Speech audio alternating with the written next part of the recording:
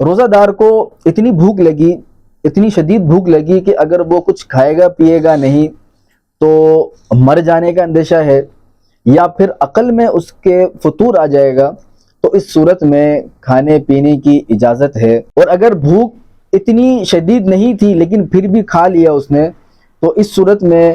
قضا بھی لازم ہے اور کفارہ بھی لازم ہے۔ پہلی صورت میں چونکہ شدید بھوک تھی اس کو، تو اس صورت میں اگر وہ کھا پی لے گا تو وہاں صرف قضا لازم ہوگی، کفارہ لازم نہیں ہوگا۔ اور دوسری صورت میں چونکہ اتنی شدید بھوک نہیں تھی اس کو لیکن اس نے پھر بھی کھا پی لیا، تو اس صورت میں قضا بھی لازم، کفارہ بھی لازم ہوگا۔ دوسری صورت کھانے پینے کی یہ ہے کہ جو روزہ دار ہے وہ کھا پی رہا ہے لیکن اسے روزہ یاد نہیں،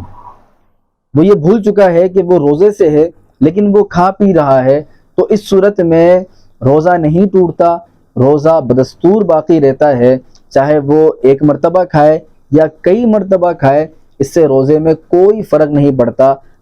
البتہ اب کوئی دوسرا بندہ ہے جو دیکھ رہا ہے کہ یہ